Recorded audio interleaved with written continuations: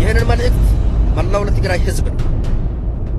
እናንተ የትግራይ ህዝቦች አክሱም ያለውን ሙስሊም ወንድሞቻችንና እህቶቻችንን ላይ እየደረሰ ያለውን አላጅቶናል። መብታችን የከበረ መሰላጅቶናል። ሰላማዊ ሰልፍን አሰላጅቶናል። በቃ አክሱም ላይ መስጊድ እንዳይሰራ ሰላት እንዳይሰገድ ከከለከሉ አፋር ክልል ላይ እነሱ አክሱም ላይ የወሰዱትን እርምጃ አፋር ክልል፣ ሶማሌም፣ ደቡብም ሙስሊም ያልሆኑ ሰዎች በሚያከብሯቸው በዓላቶች ላይ እንኳን አደረሳችሁ ማለት አይቻልም በፍጹም። አንደኛ የአክሱም ክርስቲያኖች ኦርቶዶክሶች ለሙስሊሞች መስጊድ የሚከለክልበት ምክንያት አሳማኝ አይደለም። ያ ቁርአን እኮ ይናገራል። አሁን ካዕባን ያፈርሳሉ ብሎ እኮ የሚናገረው አስሐቡል ፊል ይላል እኮ። አስሐቡል ፊል ማለት የአብርሃም ልጆች ናቸው። የአብርሃም ልጆች ሌላ ቦታ አይደለም፣ አንዱ ትግራይ ናቸው። አረብ ሀገር ላይ ለሚኖሩ ክርስቲያን ወገኖቻችን አዎ ባለ 50 ሮብና አርብ የማይጾመው ለምንድን ነው? እንደው እንዲህ ብሎ የሚጠይቅ ሰው መገኘቱ ራሱ ትልቅ ነገር ነው። ክርስቶስ በአማን ተንሥአ እሙታን። እንዴት አደራችሁ? እንዴት ዋላችሁ? እንዴት አመሻችሁ?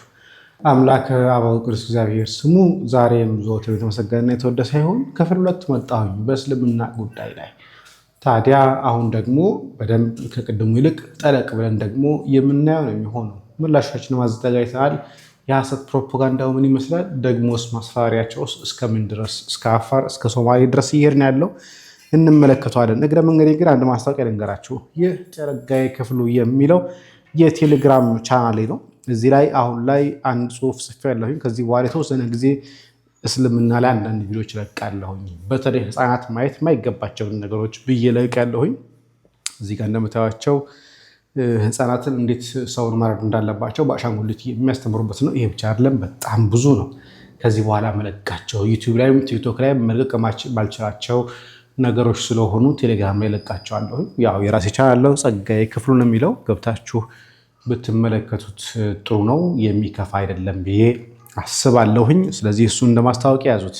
ከዛ በኋላ እንግዲህ መጥቶ እስልምና ሰላም ነው ብሎ የሚከራከረን ካለ እሰየው፣ የምንወያይ ነው የሚሆነው። ግን እስቲ አንዳንድ ጉዳዮች እንመለከትና እንዴት ነው አብይ አህመድ የልብ ልብ የሰጣቸው የሚለውን ነገርም እግረ መንገዳችን ዳሰዋል።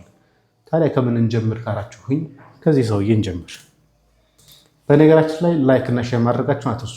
ቪዲዮ እየተሰራ ነው፣ ግን ለብዙዎች እየደረሰ አይደለም። የማይደርስበት ምክንያት ደግሞ ሼር ስለማታደርጉት፣ ሰብስክራይብ ስለማታደርጉና ኮሜንት ስለማስጡ ይመስለኛል። ለማንኛውም ያላደረጋችሁ ካላችሁ አዲስ ከሆናችሁ ሰብስክራይብ፣ ላይክ፣ ሼር ማድረጋችሁን አትርሱ። ወደ ቪዲዮአችን። መብታችን የከበረ መሰላጅቶናል። ሰላማዊ ሰልፍን አሰላጅቶናል። በቃ አክሱም ላይ መስጊድ እንዳይሰራ ሰላት እንዳይሰገድ ከከለከሉን አፋር ክልል ላይ እነሱ አክሱም ላይ የወሰዱትን እርምጃ አፋር ክልልም፣ ሶማሌም፣ ደቡብም፣ ቤንሻንጉል ጉሙዝም፣ ሰልጤም፣ ወሎም ሙስሊሞች የሚበዛበትን አካባቢ እነሱ ላይ እርምጃ መውሰድ አለበት። ፍትህ ከዛ ነው የሚገኘው። ከገደሉን መግደል ነው። መስጊድን ካቃጠሉ ቤተክርስቲያኑን መቃጠል፣ ከዘረፉን መዝረፍ ነው። ማን ከማን ያንሰዋል? ላለውን መንግስት ተገዢ እንሁን ብለን ነው እንጂ እኛ ሙስሊሞች ከማን ፈርተን ነው? ፍትህ ሊመጣ የሚችለው እነሱ እኛ ላይ የሚወስዱትን እርምጃ እኛ ስንወስድ ብቻ ነው። በልመና አይገኝም። በህገ መንግስትም ጥያቄ አይመለስም። በጎጃም፣ በጎንደር፣ በአክሱም በቃ እርምጃ መወሰድ አለበት። እነሱ ይህንን መልእክት መላው ለትግራይ ህዝብ ነው። እናንተ የትግራይ ህዝቦች አክሱም ያለውን ሙስሊም ወንድሞቻችንና እህቶቻችንን ላይ እየደረሰ ያለውን ስቃይና በደል ይቆም ማለት አለባችሁ እንደ ህዝብ። እነሱ እኮ ትግራዋይ ናቸው፣ ከየትም አልመጡም። ሙስሊም ስለሆኑ ብቻ ነው ግፍ እየተደረሰባቸው ያለው። እናንተ ግን አፋር ክልል ላይ በየቦታ ቤተክርስቲያን አላችሁ፣ መብታችሁን ተከብራችሁ ትኖራላችሁ። ቤተክርስቲያን ትሰራላችሁ እንደፈለጋችሁ። ማን ነው ያለው? እዛ ስታከብረን ነው አፋር ክልል ላይ ልናከብርህ የምችለው። ሃይማኖትን ስታከብር ነው ሃይማኖትን ላከብርህ የምችለው። እኔን ስታከብረኝ እንደ ሙስሊም አንተ እንደ ክርስቲያን አከብርሃለሁ። ካልሆነ ግን የለም፣ አይኒ በአይኒ ነው። አለቀ። የአፋር ወጣት ራሱ አይፈቅድልህም ካሁን በኋላ ሙስሊም እያሰቃየ በትግራይ ውስጥ በአፋር ክልል ውስጥ በነፃ ይኖራለሁ ማለት ዘበት ነው። ወላሂ አይሆንም። እንደ ህዝብ ብንከባበር ይሻላል። እንደ ሃይማኖት ተከባብረን አብረን ብንኖር ይሻላል። የአክሱም እንግዲህ ይህ ሰው እያለ ያለው እዛ የምታደርጉትን ነገር እኛም አፋር ላይ ሌላ ቦታ በዛ ያለን ቦታ እናደርገዋለን እያለ ነው። ታዲያ እንዲህ ከሆነ እኮ አርሲ ላይ ሲጨፈጨፍ እኮ አክሱም ላይ የሆነ ነገር ማድረግ ነበረባቸው የኛ ክርስቲያኖች። ግን እንደዛ አይደለም እናስበው። አሊያም ደግሞ ጅማ ላይ ወለጋ ላይ ያ ሁሉ ክርስቲያን ሲገደል ሲታረደቆ አማራ ክልል ላይ ሆነ ነገር መሆን ነበረበት። ግን እንደዛ አይደለም እናስበው። እኛ ይቅር ባያን አትንኩን ነው እያልን ያለው። ግን መጥቶ አክሱም ጽዮን አካባቢ ላይ እየመጡ ማይካቸውን አፋቸው ላይ አድርገው እየከፈቱ ትንሽዬ ቤት ውስጥ ተሰብስበው ማይካቸውን ወደ አክሱም ጽዮን እያዞሩ መለፍለፍ ግን ይሄ ሌላም ነገር ሊያስከትል ይችላል። ግን ክርስቲያኖች ስለሆኑ ግን ማይከሙ ብቻ ነበር የቀሟቸው። እልሆኞችና እንደናንተ አረመኔዎች ብንሆን ኖሮ ግን ማድረግ የምንችለውን ነገር እናሳያቸው ነበር። ታዲያ ማን ነው የልብ ልብ የሰጣቸው የሚለውን ነገር ግን ላሰማችሁ። አክሱም ክርስቲያኖች፣ ኦርቶዶክሶች ለሙስሊሞች መስጊድ የሚከለክልበት ምክንያት አሳማኝ አይደለም። ሙስሊሞች መስጊድ መስራት አልቻሉም፣ በጋራ መስገድ አልቻሉም። ኦርቶዶክሶችም መንግስትም ቢሰራበት መልካም ነው ያሉት ጥሩ ምክር ነው። በኢየሩሳሌም መስጂድ አለ፣ በዱባይ ቸርች አለ። ንጽሩን ተመልከቱት። የኛ አክሱም ከዱባይ ጋር አይደለም። ምን ሲጀምር አንጻጽራትም ሲጀምር ምን አንጻጽራት አላችሁ። አክሱም ለኛ ለክርስቲያኖች ለኦርቶዶክሳውያን የተቀደሰች ምድር ነች። ታቦተ ጽዮን ያለችበት ቅድስት ምድራችን ነች። ስለዚህ ከዱባይ ከመዝናኛ ዓለሙ ጋር ለምናወዳድራት እንደው ትንሽ ህሊና ኖሮት ቢያወዳድር ኖሮ ከመካ ጋር ይል ነበር። ግን መካ ግን ያውቀዋል። መካ ክርስቲያኖች እንደማይረግጡት ያውቃል። የመካና መንገድ ክርስቲያኖች እንደማይገቡበት ያውቀዋል። እንኳን አይደለም መካ ከተማ ይቅና መንገዱን እንኳን መንካት እንደማይችሉ ያውቀዋል። ታዲያ ከማን ጋር አነጻጸረ? ኢየሩሳሌም ካለ በኋላ ከዱባይ ጋር አለ። ሁከር ስለ ዱባይ እኛ ምን አገባን? ዱባይ እኮ መጨፈሪያ ነች እኮ። ዱባይ እኮ መዳሪያ ነች እንጂ እኮ ቅድስት ቦታ አይደለችም። አክሱም ግን ለኛ ቅድስት ቦታ ነች። ደግማችሁ ስሙት። ይሄን ሰው ነው ያሉት ጥሩ ምክር ነው። በኢየሩሳሌም መስጂድ አለ፣ በዱባይ ቸርች አለ። አክሱም የተለየ የሚያደርገውና ለሙስሊሞች መስጊድ የሚከለክልበት ምክንያት አሳማኝ አይደለም። ይሄን የአክሱም ኪንግደም በነጃሺ ዘመን ራሱ ሰርቶ የሽባልት ንጉስ የለም። በነገራችን ላይ ያው አፈታሪክ ስለሆነ እንስማ ዝም ብለን አቅፎ ፍቅር እንዳስተማረው እዛ ያሉ የአክሱም ህዝቦች እና ኦርቶዶክስ በኃላፊነት ስሜት እንደሚሰሩት ሙሉ እምነት አለኝ። የሚያዋጣው ኢንክሉሲቭ መሆን ነው፣ ማቀፍ ነው። በእስልምና እምነት መስጂድ ምልክት ነው እንጂ ሰው በቤቱ በሰፈሩ መስገድ ይችላል። ታዲያ መስጂድ ምልክት ከሆነ በየቤቱ ይቀጥላል። እንደጀመረው በየቤቱ ይስገድ። ለምንድን ነው መስጂድ የሚያስፈልገው? እንደዛ ከሆነ መስጂድ ደግሞ ይባላል እኮ ሰብስበው ይሰግዱበታል፣ አዛን ይሉበታል፣ ሁሉ ነገር ይሉበታል። የቀረው ምንድነው? ሚናራውን የቀረው ይሄ የሚሰግዱበት ማለት ነው። ከዛ ውጭ የቀረ ነገር የለም አክሱም ላይ። እሱም ቢሆን ምልክት ነው አለ። ምልክት አይደለም እናውቀዋለን። መስጊድ በመከልከል እስልምናን ማስቆም ስለማይቻል መስጊድ መከልከል ተገቢ ነው ብዬ በግል አላምንም። ህገ መንግስታዊ ነው ብዬም አላምንም። ይሁንና የአክሱም ክርስቲያኖች፣ ኦርቶዶክሶች ለሙስሊም ወንድሞቻቸው የሚገባውን ያደርጋሉ ብዬ ኃላፊነቱን ለነሱ መስጠት ፈልጋለሁ። አሰላሙ አለይኩም ወራህመቱላሂ ወበረካቱ። እንግዲህ ልብ ልብ የተሰማቸው አክሱም አካባቢ ላይ የነበሩ ሰዎችም ጠያይቀው መረጃ አጋርተውኛል። በትክክል የተፈጠረው በመለስ ጊዜ አልነበረ፣ በኃይለማርያም ጊዜ አልነበረ። ነገር ግን አብይ ይህን ንግግር ከተናገረው በኋላ የልብ ልብ ተሰምቷቸው አክሱም ጽዮን አካባቢ ላይ ጭምር ማይክ ይዘው የሚዞሩ እንደ ሰልፍ አድርገው የሚንቀሳቀሱ በግሩፕ ሆነው የሚንቀሳቀሱ ሰዎች በዝተዋል። ለምን ሲባል ጠቅላይ ሚኒስትሩ ከጎናችን አለ ብለው አሊያም ደግሞ አክቲቪስቶቹ ከጎናችን አለ ብለው ስለሚያስቡ ነው። ዓርብ ዕለት የተፈጠረው ይሄ ነው። በዕለተ ስቅለት የሕማማት ወቅት ስቅለት ምን ያህል ኦርቶዶክሳውያን ትልቅ ነገርና አስፈላጊ ነገር እንደሆነ ለማንም ይጠፋ አይደለም። በዛን ቀን አክሱም ጽዮን አካባቢ ላይ አንድ ቤት ውስጥ ሰብስበው ማይካቸውን ዘርግተው ሲረብሹ ነበር። ሌሎች ቤተክርስቲያን ላይም እንደሱ ያደርጉ ነበር። ከዛ በኋላ ፖሊስ መጥቶ ማይኩን ስለነጠቃቸው በቃ አልቻሉም። ተንፈራፈሩ፣ ተፈራገጡ ምናምን ነገር አሉ። 8 ሰው ተደበደብን አሉ። አንድም ቪዲዮ የለም፣ አንድም ፎቶ የለም እስካሁን ድረስ። እንግዲህ አስቡ ስለሌለ ቢኖር ኖሮ መቼስ ሙስሊሞች ምን ያህል እንደሚያፈጥሩ ታውቁታላችሁ። ፎቶና ቪዲዮ ቢኖር ኖሮ ያም ሆኖ አልነበረም። ግን ስቲል ሳክሳቸውን ይቀጥላሉ። ሌላኛው ይህ ሰው ነው። ይህ ሰው እናውቀዋለን። በአንድም በሌላም የማንጋባዎች ነገሮች አሉ።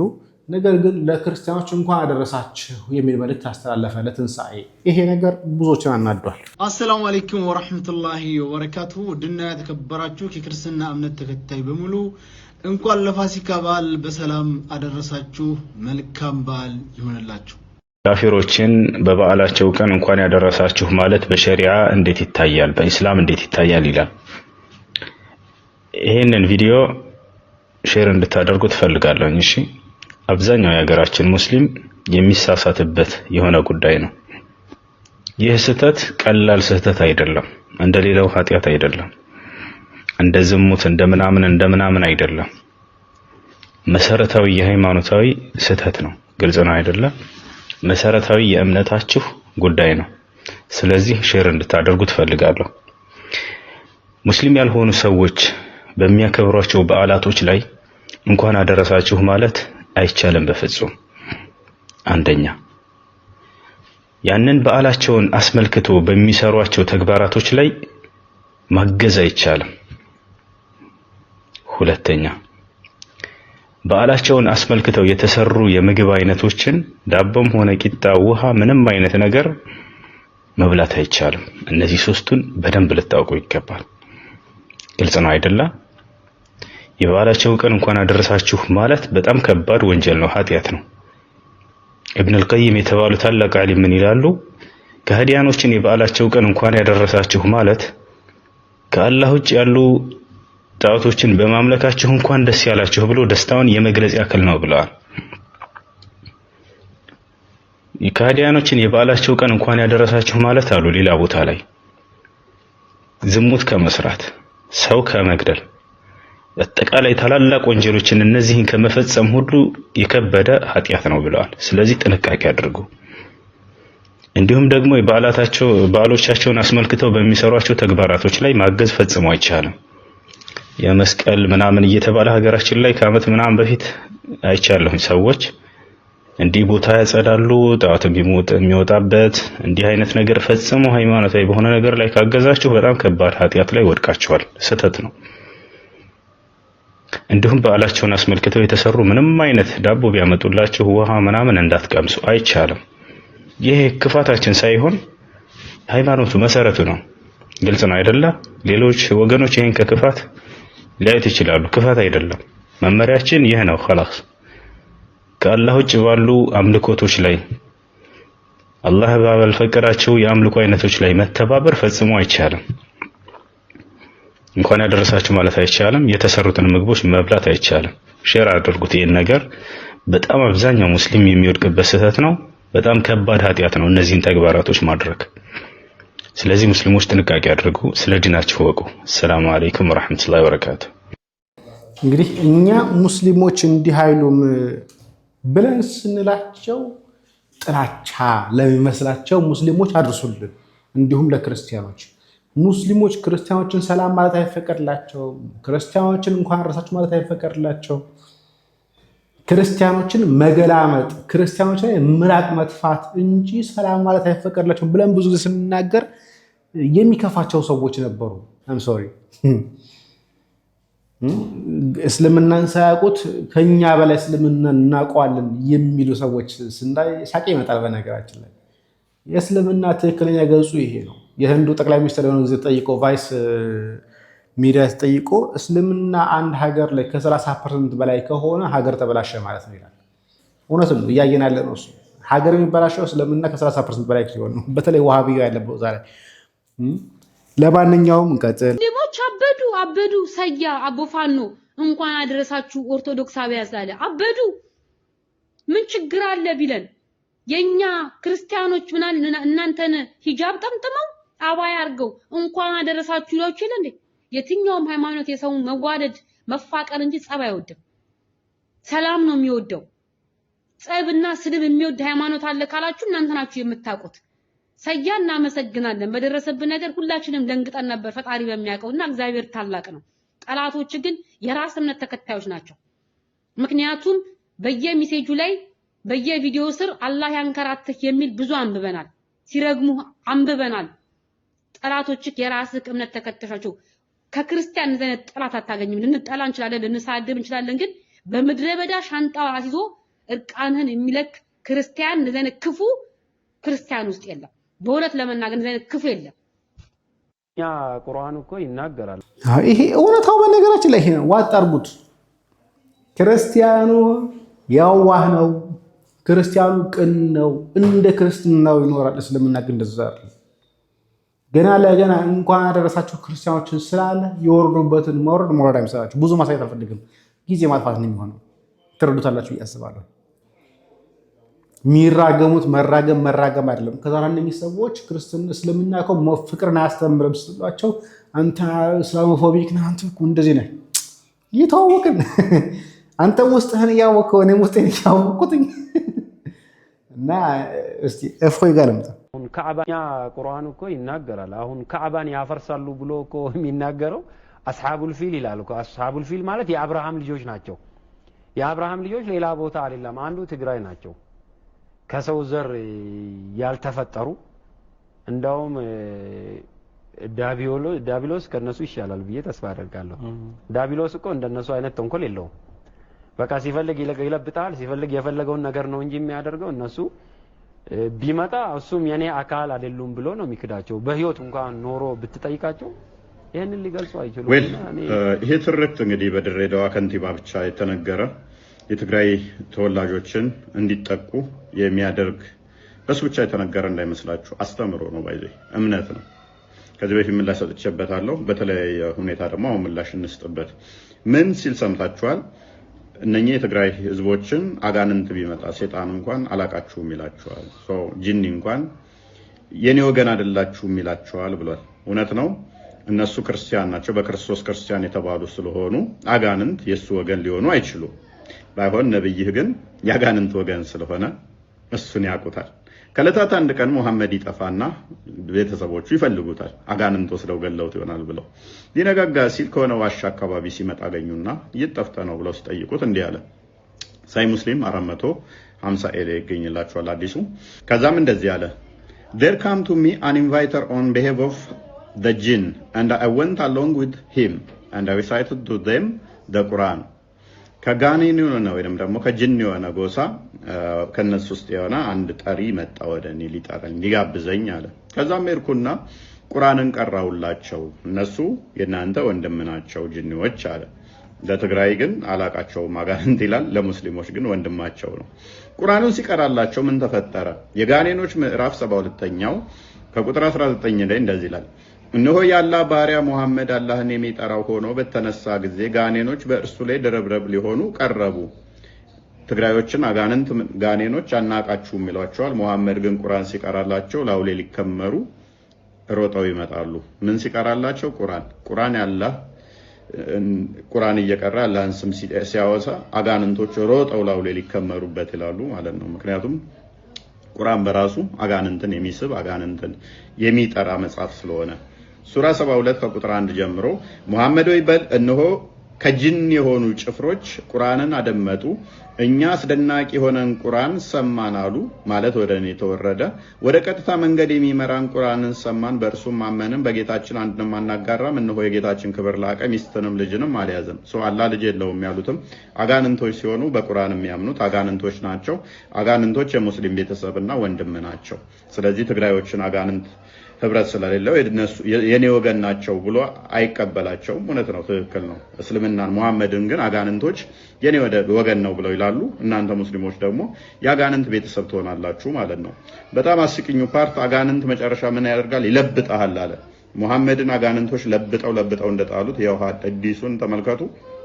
ወደ ፈለጋችሁ ቋንቋ ቀይራችሁ ማየት ትችላላችሁ ከለታት አንድ ቀን መሐመድን አጋንንቶች እዛው ሄደው አዙጦች እዛው ሄዱና ለሊቱን ሲጋልቡት መጋለብ ታውቃላችሁ ፎርማል እንሆን ብለን ነው ቋንቋውን ጋልበው መጨረሻ ላይ ሲመጣ አቃተኝ ደከመኝ አመመኝ አለ እስከ ያመው ድረስ ነው ዘብጠው ይጣሉት ከንቲባው ባለው ንግግር መሰረት ዘብጠው ጥለውት አመመኝ አለ ሲመጣ ብልታቸው ረጃጅም የሆኑ አዙጦች የሚባሉ ቀጫጭኖች ናቸው። እሱ እንትን አብሮት ሄደው ግን ብልታቸው አልታያለኝ ይላል። ዘብጠው ጥለውት ቀጫጭን ረጃጅም ናቸው። ሴክስ ላይ ደግሞ በጣም ጠንካራ ናቸው ተብሎ ነው የሚታመነው አዙጦች በአረቦቹ ታሪክ መሰረት ማለት ነው። እና ዘብጠው ጥለውታል ማለት ነው። ሌላኛው ምንድነው እሱ ከኢትዮጵያ ሄደ ካባን ያፈርሳል እግረ ቀጭኑ የሚለው ሐዲስ እዚህ ጋር ተቀምጧል። ከንቲባው ንግግር ከነብዩ የተወሰረ ነው ከመሐመድ ማለት ነው። ያው ከኢትዮጵያ የመጣ ካባን ያፈርሳል እግረ ቀጭን ብሎ ማለት ነው። እነኚህን ኢትዮጵያኖችን ሲገልጻቸው ደግሞ ምን ብሎ ነው የነገረው? የማርያም ቤተክርስቲያን ያለቻቸው ኢትዮጵያ የሚባሉ የሚገኙት ማርያም ቤተክርስቲያን ያላቻቸው ትግራዮችን በጊዜ የተቀበሉ ትግራዮች ስለሆኑ ሳያል ቡካሪ 434 ላይ they are the worst creature in the sight of Allah እነሱ በጣም መጥፎ ፍጡር ናቸው ከፍጥረት ሁሉ መጥፎዎቹ ናቸው ብሏል። ሰው ከሰይጣን አንዱ ከፍጥረት አንዱ ሰይጣን ነው ከነሱም በላይ መጥፎዎቹ ብሎ የገለጻቸው መሐመድም ስላለ ያው ሰው ከዘመዱ አያ ካመዱ ይባል የለ አጋንንት ዘመዳቸው ስለሆነ ነው። አጋንንት በእርግጥ ወሲብ የሚያደርጋቸዋል ከዚህ በፊት ደጋግመን አሳይተናል። ትግራዮች ላይ የሚካሄደው የፖለቲካዊ ፕሮፓጋንዳ ከሃይማኖትን ተገን ያደረገ እንዲሁ ቀላል እንዳይመስላችሁ መጽሐፍ ላይ ያለ ነው፣ አስተምሮቱ ላይ ያለ ነው እና ብዙ ፕሮፓጋንዳ ተሰርቷል። ከነጃሺ ጋር በተያያዘ ነጃሺ የሚባል ንጉስ ሰለመ ከሚል ጋር የተቀበሉትን ብዙ አይነት ቅጥፈት ተቀጥፎባቸዋል ትግራዮች ላይ ባይዘይ። ቀጣይ ደግሞ እየተዘጋጁላቸው ያሉ ብዙ ፕሮጀክቶች አሉ እና ካሁኑ ወጣቱ የትግራይ ወጣቶች ልናቁ ይገባል።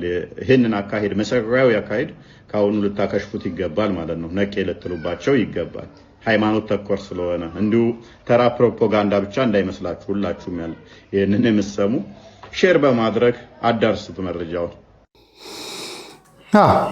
ጉዳዩ ቀለል አድርገው ለማሳለፍ የሚሞክሩ ሰዎች አሉ። ጉዳዩ ሆን ተብሎ አንደኛ አክሱም ጽዮንን ለመጥላት መሐመድም ሲጠራው ስለነበረ፣ ሁለተኛ ክርስቲያኖች ብዙ ስለሆኑ በመጥላት ደማቸው አይናቸው ደም ስለሚለብስ አይናቸው ስለሚቀላ በተለይ ክርስቲያን ባዩ ቁጥር ነጠራ ባዩ ቁጥር ቅዳሴ በሰሙ ቁጥር ደማቸው ይፈላል፣ ደማቸው ይንተከተካል። ይሄ የእስልምና ጸባያቸው ነው፣ ባህሪያቸው ነው።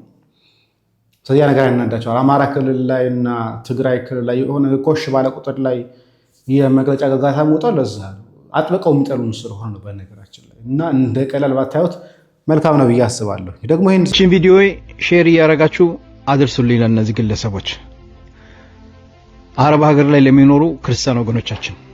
አዎ ለአመታት አረብ ሀገር ላይ እንግዲህ ክርስቲያን ወገኖቻችን የራሳቸውን ቢዝነስ እየሰሩ ወልደው ብዙ አመት የሚኖሩ ክርስቲያን ወገኖቻችን አሉ። በአረብ ሀገር ላይ እየኖሩም እዛ ያሉበት ሀገር ላይ የራሳቸውን ቤተክርስቲያን ገዝተው ወይ ገንብተው እዛ እንደፈለጉ ጸሎታቸውን እያደረጉ እምነታቸውን ማንም ሳይነካቸው በነፃነት እየኖሩ ነው ያሉት። ለብዙ ሰዎችም እንግዲህ እነዚህ ሰዎች ድምጽ ሲሆኑ እናያለን። ግን በሚያሳዝን ሁኔታ በሰሞኑ አክሱም ላይ ያሉት ሙስሊም ወንድሞቻችን ጁማ ሰላት ሊሰግዱ በተቀመጡበት መተው ቁጭ ባሉበት ያውሉ ጥቃት ያውሉ ድብደባ ሲደርስባቸው ያውሉ ስቃይ ቁርአናችን እንደዚህ ሲቀደድ ስንት ነገር ሲደርስ እያዩ ዝም እያሉ በጣም ነው የሚያሳዝኑት። በጣም ወጥተው ይሄን ነገር ማስቆምና ይሄ ነገር ትክክል እንዳልሆነ ሲናገሩ ማላየውም ቪዲዮም አልሰሩም። በቤታቸውም ላይፍ ምንም አላስተላልፉም። ለምን አትርሱ፣ እናንተም ያላችሁት አረብ ሀገር ነው። ነገ አረቦቹ እንደዚህ ማለት ይሄ ማለት በክርስቲያን ሀገር የሚኖሩ ሙስሊሞች አርሲ ላይ ክርስቲያኖች ሲጨፈጨፉ ቪዲዮ መስራት ነበረባቸው። ምክንያቱም እየኖሩት በክርስቲያኑ ሀገር ስለሆነ ስዊዘርላንድ፣ ስዊድን ምናምን ራሽያ ያሉ የሙስሊም ሰዎች አርሲ ላይ፣ ወለጋ ላይ፣ ጅማ ላይ ኦርቶዶክሳውያን ሲጨፈጨፉ፣ ክርስቲያኖች ሲጨፈጨፉ ቪዲዮ መስራት ነበረባቸው። ለምን ሲባል የክርስቲያን ሀገር ነው ያሉት። እንደዛ ካልሆነ ግን በአረበኛ ቪዲዮ ሰራባችኋለሁ እንድትባሩ አሊያም ደግሞ ከፎቅ ላይ እንድትጣሉ ትሆናላችሁ አይነት ነገር ነው ነገሩ።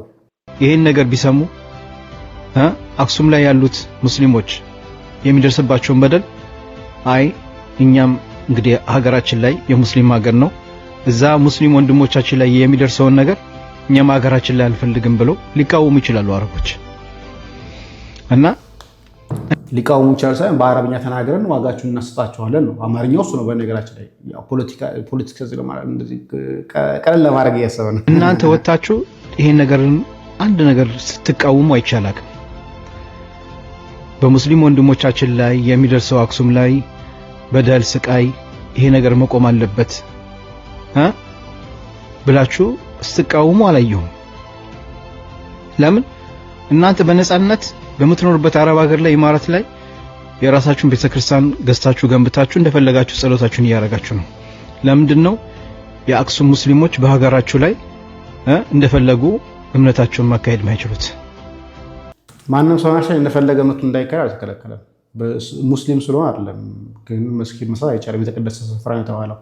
በእርግጥ ሰርተውበታል። ሚናራን የተከለከሉት ለዛውም የትግራይ ተወላጅ የሆናችሁ ለአመታት ኢማራት ላይ የምትኖሩ አሉ። አረብኛን በደንብ በርክታችሁ የምትናገሩ ግን ይሄን ነገር ወጣችሁ ስትቃወሙ አይተናነቅም። ብዙ በጎ ስራ ስትሰሩ ነው ያለን። ግን ይሄ ነገር ትክክል አይደለም። እኛም ያለነው አረብ ሀገር ነው። በነጻነት እምነታችንን እንደፈለግን እያካሄድን ነው። ማንም የሚናገረን ሰው የለም። ለዛውም በሙስሊም ሀገር እየኖርን አክሱም ላይ ያሉት ሙስሊሞች ለምንድነው ይሄ በደል የሚደርስባቸው ብላችሁ ስትቃወሙ አይቻላል። እነማን ናቸው የሚሉት ስማቸውን በኮሜንት አስቀምጡላቸው። አደራ ይሄን ቪዲዮ ሼር እንድታደርጉላቸው። እኛ የማንንም እምነት አናክም፣ የሰውን እምነት እናከብራለን። የኛም እምነት እንዲከበርልን እንፈልጋለን። በአረብኛ ቪዲዮ ሰራለሁኝ እያለ ያስፈራራ ነገር እንመጣበት አይደል? ያስፈራራበት ቪዲዮ አለ። ተዘጋጁ እያለ ማለት ነው። እናየዋለን። አሁን በእንደዚህ ቀላል አድርገን የምናልፈው ጉዳይ አይደለም፣ እናወራበታለን። ሮብና አርብ የማይጾመው ለምንድን ነው? እንደው እንዲህ ብሎ የሚጠይቅ ሰው መገኘቱ ራሱ ትልቅ ነገር። ለምን መሰለሽ? ብዙ ሰው አርብ ሮብ ለምን እንጾማለን ይላል እንጂ ጾሙ ሲቀር ለምን አንጾምም አይልም። በዛው ቢቀር ደስ ይለዋልና ስለዚህ ለምን አንጾምም የምትለው ጥሩ መንፈሳዊ ጥያቄ ነች። አርብና ረቡን በበዓል 50 ማን ጾመው እነዚህ ሰዎች 50 ቀን ሙሉ ጾመው ተጎድተዋል። ትንሽ ይጠገሩ ተብሎ አይደለም። እንደዚህ አይነት ሁለት ምክንያቶች ናቸው። አንደኛው ስለ ጾም ነው። በትክክል ከጾም ነው ስለ ጾም ነው። እንዴት መሰለሽ? አብይ ጾም የሚጾመው በቤተክርስቲያናችን ስርዓት የመጀመሪያው ሳምንት እስከ 12 ሰዓት ነው። የዘወረደ ሳምንት እስከ 12 ሰዓት ነው። ከቅድስት ጀምሮ እስከ ኒቆዲሞስ መጨረሻ ላይ ከሆሳና በፊት እስካለው ድረስ ደግሞ የሚጾመው እስከ 11 ሰዓት ነው። ከዛ ሰሙነ ሕማማት እስከ 13 ሰዓት ነው። እስከ ምሽቱ 1 ሰዓት ድረስ ጨረቃ እስኪታይ ድረስ ሰሙነ ሕማማት። ከዛ በኋላ ዓርብ ዕለት እስከ ትንሣኤ እሑድ ያለው አለ አይደል? 33 ሰዓት ነው። ከጌታ ስቅለት በኋላ 33 ሰዓት ነው። በነገራችን ላይ ጌታ ምድር ላይ 33 ዓመት ነው የኖረው ያስተማረው ብዙ ታምራት የሰራው አጠቃላይ 33 ዓመት ነው። በሲኦል ላሉ ነፍሳት ደግሞ ከሞተ በኋላ ነፍሱ ከስጋው ከተለየች በኋላ በሲኦል ላሉ ነፍሳት 33 ሰዓት ሰብኮላቸው። የምድር 33 ዓመት የሲኦል 33 ሰዓት ነው እና ያንን አስተምሯል። በወህኒ ላሉ ነፍሳት ሰላምን ሰበከላቸው ያለው ቅዱስ ጴጥሮስ ማለት ነው። ስለዚህ ከ12 ሰዓት ስንጾም የጨመርናት ሰዓት ማለት ነው እስከ 12 ከ9 ሰዓት እስከ 12 ሰዓት ያለች አይደል? እሷን በትክክል አንድ ሰው ከጾመ ከዛ እስከ 11 ሰዓት ሲጾም እሱንም ከጾመ ከዛ በኋላ ደግሞ መጨረሻ ላይ ያለው 33 ሰዓት ከጾመ ሲደመር 126 ሰዓት ይሆናል። 126 ሰዓት ማለት በበዓለ 50 የማንጾማቸው ዓርብና ረቡዕ ሰዓቶች ናቸው። ስለዚህ ኦሬዲ በትክክል ሰምተናት በዛ ደረጃ ከጾምን ዓርብና ረቡዕን ጾመን ነው የጨረስነው። አብይ ጾም ላይ ስለተጾመ ነው የማይጾመው ማለት ነው። ይህን ጠንቅቆ ግን የማይጾም ሰው ካለ ደግሞ ሁለተኛው ግን ምክንያት ትንሣኤ ማለት 50 ቀን እየተከበረ አይደለም። 50ውን ቀን እንዳንድ ቀን ነው ቤተክርስቲያን የምታየው፣ እንዳንድ ቀን። አሁን 50ውን ቀን ሙሉ ክርስቶስ ተነስቷል፣ በእውነት ተነስቷል ይባላል እንደ አዲስ ዛሬ የተነሳ ጠዋት የተነሳ እንዲመስል ነው። ለምን ያንን እንዳንድ ቀን ነው ቤተክርስቲያን 50ውን ቀን የምታየው። ስለዚህ በትንሣኤው ቀን መጾም ይሆንባታል። ለዛ ነው 50ውን ቀን ያለ ጾም እንድናሳልፍ የምታደርገው። ጸሎትም ግን መንፈሳዊ ነገሮችን መተው አይገባም። በመብላ በመጠጣት ብቻ መከበር የለበትም። ዋነኛ ምክንያቱ ይሄ ነው። ብዙዎቻችን ጾሙ እስከ 9 ሰዓት ነው። አልጾምንም መጾም አለብን ማለት ነው ሮብና አርብ ከዚህ በኋላ እቺን ከሰማችሁ በኋላ ሞክሩት በጣም ጥሩ ነው ጾም የሚጠቅመን ለራሳችን ነው በነገራችን ላይ ከውቀት ማነስም ነው ግን በሥርዓተ ቤተክርስቲያን እስከዚህ ሰዓት ጾሙ ብላ ቤተክርስቲያን ታለማምዳለች ሰሙነ ህማማትን ያልጾመ ሰው ራሱ በደዌ በተለያየ ህመም ራሱ ህማማት ላይ ያልጾመ ሰው ሲሻለው ያችን ሳምንት አስቦ እንዲጾም ያዛል የቤተክርስቲያን ሥርዓት ከዛ በተጨማሪ የመንግስተ ሰማያት ምሳሌ ነው መንግስተ ሰማያት መጾም መጸለይ ድካም የለም ተብሎ ስለሚታሰብ ነው እንኳን በዓለ ሃምሳ መምህራችን እንዳለው እንደ አንድ ቀን ነው የሚቆጠርልን መንግስተ ሰማያትም ሰው ከገባ በኋላ እንደ አንድ ቀን ነው የሚቆጠርለት ከመምሸት መንጋት ስለሌለባት መጣር መድከም መጋር ስለሌለባት ማለት ነውና ብዙ ምስጢር አላት ቤተክርስቲያናችን እንድናውቀው እንድንረዳው እግዚአብሔር አምላካችን ይርዳን እዚያ ያለቃ ነገ እግዚአብሔር ከፈቀደ መመለስበት ነው የሚሆነው ሰላም እግዚአብሔር ከእናንተ ጋር ይሁን ቸር ቆይ